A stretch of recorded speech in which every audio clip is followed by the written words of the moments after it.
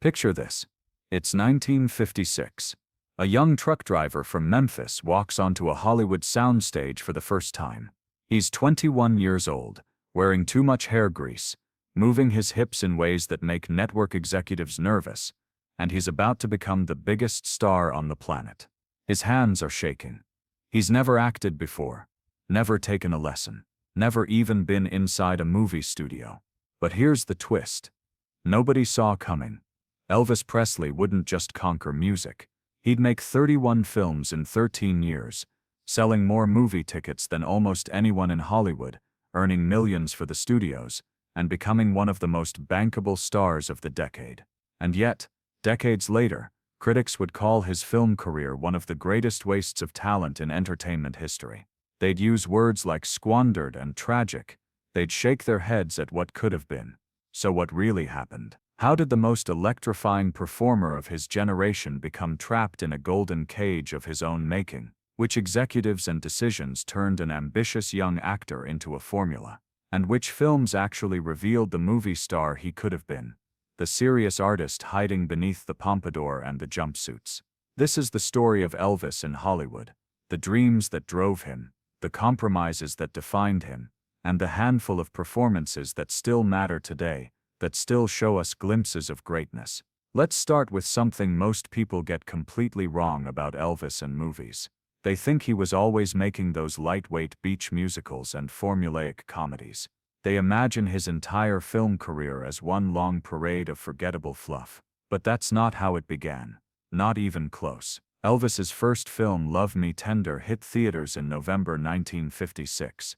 Just months after Heartbreak Hotel changed American music forever. And get this, it wasn't even supposed to be his movie. The Western drama, originally titled The Reno Brothers, was already in production with a completely different cast when Fox executives realized they had Elvis Presley under contract. They looked at this rock and roll phenomenon who was selling records by the millions, causing riots at his concerts, and they had a crazy idea. They rewrote a supporting character. The youngest brother gave Elvis 4 songs to perform, changed the movie's title to match his latest single, and watched the magic happen. It was a gamble. A huge one. Nobody knew if Elvis's fans would actually pay to see him in a movie theater, or if his appeal was purely musical. On opening day in New York, fans started lining up at 4 in the morning. By noon, the line stretched around city blocks. The film broke box office records in its first week. Girls screamed at the screen every time Elvis appeared.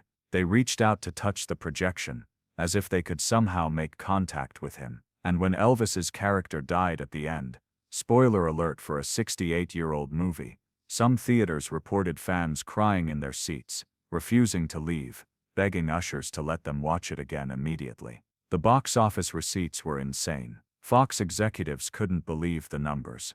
But the critics, they savaged it.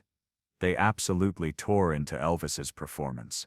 They said he couldn't act, that he had no screen presence, that he was stiff and uncomfortable. One particularly harsh reviewer wrote that Elvis displayed the emotional range of a sleepwalker, and suggested he stick to music before he embarrassed himself further. But here's what those critics missed, what they couldn't see through their bias against rock and roll. Elvis had something you can't teach in acting classes. The camera loved him in a way that's almost mystical. That vulnerability in his eyes, that natural charisma, that quality of seeming both confident and uncertain at the same time. It translated on screen in ways that terrified Hollywood's old guard. They saw him as a threat to everything they understood about star power and screen acting. His second film, Loving You, came out just 6 months later in 1957. This time, the studio built the entire movie around Elvis, essentially telling his own life story. He played a delivery truck driver, discovered by a publicist who turns him into a rock and roll star.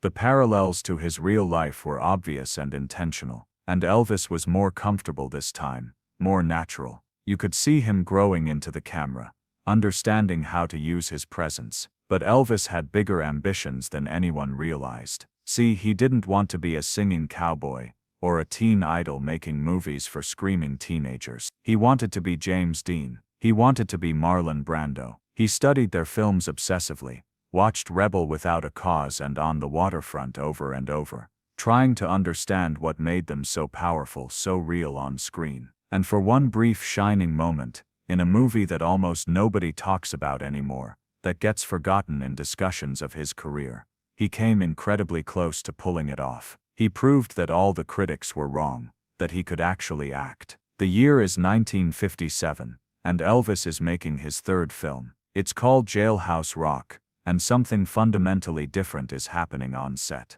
The director, Richard Thorpe, a veteran who'd been making movies since the silent era, isn't treating Elvis like a novelty act or a teen sensation to be handled carefully. He's pushing him, challenging him, demanding real emotion, real commitment, and Elvis is responding like a serious actor. The studio was nervous about the script. It was darker than anything they'd done with Elvis before. The character was unsympathetic, even ugly at times, but Elvis fought for it. He wanted to show he could do more than smile and sing. Watch Jailhouse Rock today, and you'll see something raw and dangerous that completely disappeared from his later films. Elvis plays Vince Everett, a construction worker, who accidentally kills a man in a bar fight during a brawl he didn't start. He goes to prison bitter and angry at the world. His cellmate, a former country singer, teaches him to play guitar and sing. When Vince gets out, he becomes a star, but success and fame turn him into an arrogant, violent jerk who alienates everyone who helped him,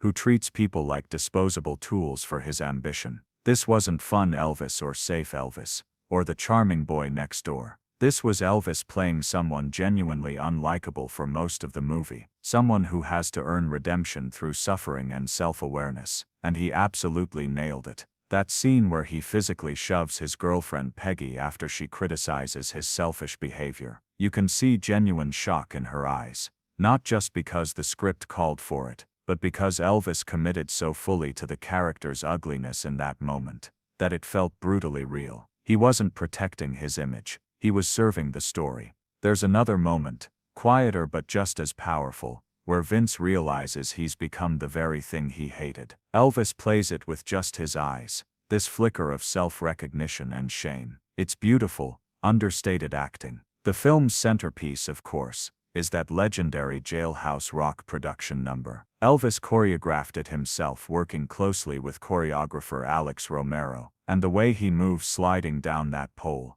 those sharp aggressive gestures, the way he uses the entire space like it's a boxing ring, it's absolutely electric, dangerous, sexual in a way that still feels edgy today. This was Elvis reminding Hollywood that he was a force of nature, not a trained poodle, performing tricks on command. The famous story is that Elvis rehearsed that number for hours every day, perfecting every move, every gesture. He wanted it to be explosive, revolutionary, and it was. Jailhouse Rock was both a critical and commercial smash. For the first time, serious film critics admitted that Elvis could actually act. Movie studios started taking him seriously as a potential dramatic actor. Prestigious directors, real artists wanted to work with him. There was talk of Elvis doing a film with Elia Kazan, the director who'd made Brando a star. And then, Elvis went into the army. For 2 years, just as his film career was gaining real momentum, he disappeared into military service in Germany. When Elvis returned from his military service in March 1960, everything had changed. Rock and roll had evolved. New stars had emerged. The Beatles were about to happen, and the decision his manager made during those 2 years away, the deals he negotiated, the vision he had for Elvis's return, would determine the entire trajectory of Elvis's film career and haunt him for the rest of his life. It's a decision that still makes film historians angry today, because it wasn't about art, it was only about money. Colonel Tom Parker, Elvis's manager, a former carnival barker, who'd invented his own military title, had a vision for his client's return to Hollywood. And that vision had absolutely nothing to do with artistic growth, challenging roles, or fulfilling Elvis's dreams of becoming a serious dramatic actor. Parker had done the math, and the math was brutally simple. Elvis plus songs plus pretty girls equals money. Lots and lots of money. More money than any dramatic film could ever generate. While Elvis served in Germany, far from Hollywood's decision-making rooms, Parker negotiated a new kind of deal that would revolutionize and ultimately ruin his client's film career. Movie studios would pay enormous fees, sometimes $1 million per picture, plus 50% of the profits. These were astronomical numbers for the early 60s. In return, they got Elvis for 3 films a year, each one following basically the same proven formula. Elvis plays a charming guy in some exotic location or interesting profession. He meets a beautiful woman, usually 2 or 3 beautiful women. He sings 8 to 10 songs, whether they fit the story or not. There's a comic misunderstanding. There's a fight where Elvis proves he's tough. Everyone ends up happy. Roll credits. And you know what? At first it worked brilliantly. The formula printed money. G.I. Blues, Elvis's first post-army film, was a massive hit. It was light, fun, completely inoffensive, and audiences loved it. The soundtrack sold millions. Blue Hawaii made even more money, and established the template that would define the next 7 years. Elvis in Paradise, surrounded by gorgeous women in bikinis, singing in tourist-friendly locations that looked like travel brochures come to life. The soundtrack album stayed at #1 for 20 weeks. 20 weeks! The film made so much money that studios immediately wanted to replicate it over and over. And they did. Oh, they did. Girls, put Elvis on a boat. Fun in Acapulco. Put Elvis in Mexico. Paradise, Hawaiian style. Put Elvis back in Hawaii because it worked before. The titles became interchangeable. The plots became indistinguishable. You could swap the scripts around and nobody would notice. But something was dying inside these movies, and inside Elvis himself. You can see it if you watch them chronologically. The light in his eyes starts to fade around 1964. The scripts got lazier, more insulting to everyone's intelligence. The songs got worse, much worse. By the mid-60s, Elvis was making 3 films a year that nobody involved really cared about. Not the directors, not the writers, not the studio executives, and certainly not Elvis. The budgets were low, sometimes embarrassingly low. The shooting schedules were rushed to the point of being almost comical. Some films wrapped in just 3 weeks. And the songs were so forgettable, so generic, and hastily written, that even Elvis couldn't remember their titles between takes. There's a story that during Harem Scarum, Elvis looked at the costume designers and said, "This is ridiculous. I look like an idiot." But he put on the costume anyway. He always did, professional to the end. Musicians who worked with Elvis during this period tell painful stories. They'd watch him record these terrible songs with titles like There's No Room to Rumba in a Sports Car and Song of the Shrimp, and see the humiliation in his face. But Parker had him locked into contracts. 3 movies a year, no exceptions, no time to be selective or turn down bad material. There's a painful moment in the documentary, That's the Way It Is, where Elvis talks about his movie career. His smile doesn't reach his eyes. You can see the regret, the resignation. "I'd like to do a movie that has some meaning," he says quietly, looking away from the camera, "something I could be proud of." But by then he was trapped. The money was too good. The machine was too big. The contracts were signed years in advance. And Colonel Parker controlled every single decision, refusing any project that didn't fit his formula. But here's the thing about Elvis. Even in that wasteland of mediocre movies, even surrounded by scripts that insulted his intelligence and songs that embarrassed him, there were moments, flashes of what could have been, scenes where the real Elvis broke through the formula like sunlight through clouds. And one film,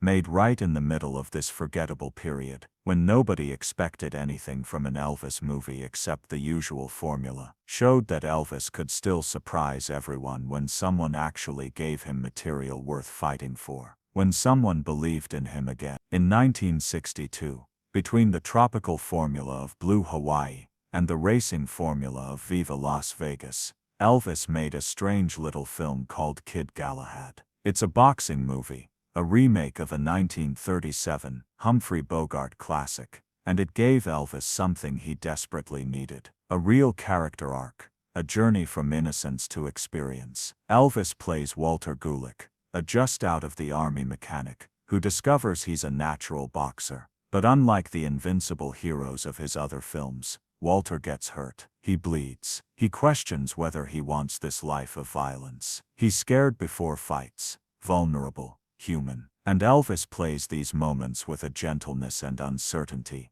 that reminds you he could actually act when the script allowed it, when the character had some depth and complexity. There's a scene where Walter sits alone before a big fight, and you can see fear in Elvis's eyes. Not manufactured movie fear, but something real. It's a glimpse of the actor he wanted to be. Then came Viva Las Vegas in 1964, which is probably the best-known film from this period, and for good reason. The chemistry between Elvis and Anne Margaret is off the charts, because they were actually having a passionate romance off-screen that the tabloids went crazy for. You can see it in every single scene. The way they look at each other, the electricity when they dance together, the genuine laughter and playfulness. This wasn't acting. This was two stars at their absolute peak, genuinely into each other, and the camera captured lightning in a bottle. The film has energy that's missing from almost everything else Elvis made in this period. Anne Margaret pushed him, challenged him, made him work harder. She was his equal on screen, and he responded to that. Watch the duet of The Lady Loves Me. They're not just singing, they're competing, playing off each other like jazz musicians. But the real revelation from Elvis's later film career came in 1969 with Charo, a gritty western where Elvis barely sings, just one song over the opening credits, then nothing but dialogue and action. He sports a beard. He's dirty, weathered, scarred. He plays a reformed outlaw, trying to escape his past, haunted by the things he's done. The film isn't perfect by any means. It's low budget, and the pacing drags in places, but it showed Elvis trying, really trying, to break the mold that had imprisoned him for nearly a decade. He fought to make Charo. The studio didn't want it. Parker thought it was a terrible idea, but Elvis insisted. He wanted to prove he could still take risks. And that same year, he made The Trouble with Girls, which has this wonderfully self-aware moment, where Elvis, playing a traveling Chautauqua show manager in the 1920s, basically comments on his own career, in a way that's almost heartbreaking if you know his story. His character is trapped in a role he doesn't want, performing the same routines night after night, unable to be taken seriously as anything else. Art imitating life, imitating art. There's even Wild in the Country from 1961, a drama where Elvis plays a troubled young writer from the wrong side of the tracks. No musical numbers interrupting the story. Real dramatic scenes with hope line. It didn't do well at the box office, which is exactly why Parker made sure Elvis never made another film like it. Elvis's last film was Change of Habit in 1969, and it's a strange, fascinating footnote to his Hollywood career. He plays Dr. John Carpenter, an inner-city doctor running a clinic in a rough neighborhood, trying to make a difference. Mary Tyler Moore plays Sister Michelle, a nun working undercover in his clinic, trying to hide her religious identity while helping the poor. It's bizarre and earnest and deals with poverty, race relations and religious doubt, topics you'd never find in Blue Hawaii or Fun in Acapulco, and nobody saw it. By 1969, audiences had given up on Elvis movies entirely, but it marked the end of an era, the end of 13 years in Hollywood that had made Elvis wealthy beyond imagination, and miserable in ways the public never fully understood. By then Elvis had already decided he was done with Hollywood, done with the formula, done with pretending these movies mattered. The '68 comeback special had reminded him, and the world, what he was really capable of as a performer. Standing on a stage, connecting with a live audience, singing songs that mattered, songs with soul and power. That's where Elvis belonged. Not on some backlot in Burbank making his 27th Assembly Line musical, where even the crew was bored. He never made another film after Change of Habit. He returned to live performance, to Las Vegas, to the thing that had made him special in the first place. And though he talked occasionally about making a serious film, maybe a western or a drama, it never happened. The moment had passed. When you look back at Elvis's 31 films today, it's easy to be dismissive. Most of them were forgettable. Many were genuinely bad, almost insultingly bad. But scattered throughout that filmography are glimpses of something more. A movie star who could have been great, truly great, given the right material and the right guidance, given directors who believed in him and scripts that challenged him. Here's the real tragedy of Elvis in Hollywood. He wanted to be taken seriously as an actor, desperately wanted it, but he was too bankable as a formula to ever be allowed to take risks. He wanted to stretch and grow and show his range, but he was surrounded by people who benefited financially from keeping him in that golden cage, singing to beach bunnies and exotic locations. And by the time he finally broke free, by the time he had the power and the courage to say no to the formula, the movie industry had moved on. The studios weren't interested in Elvis the actor anymore. They'd trained audiences to expect Elvis the singing robot, and that's all they wanted. But here's what those films did accomplish. Despite their artistic failures, they kept Elvis in the public eye during years when rock and roll was evolving rapidly without him, when the Beatles and the Stones were changing everything. They made him a household name across generations, kept him relevant to new audiences, and they preserved dozens of performances, some silly and forgettable, some transcendent and powerful, that let us see the king in all his complicated glory, in all his frustrated ambition. So yes, Elvis's film career was a waste of potential, a criminal waste really, when you think about what he could have done with directors who understood him. But it wasn't a total waste. Not when you can still watch Jailhouse Rock today and feel that danger, that raw charisma, exploding off the screen. Not when you can see him and Anne Margaret set the screen on fire in Viva Las Vegas, reminding us what chemistry looks like. And not when you realize that even in the worst films, the most formulaic and disposable ones, Elvis always showed up, always gave what he had, always remained that magnetic presence that made you unable to look away, even when everything around him was mediocre. That's the legacy of Elvis in Hollywood, not the legend he could have been, but the one he actually was. Flawed, compromised, trapped by his own success, and yet somehow, still the king.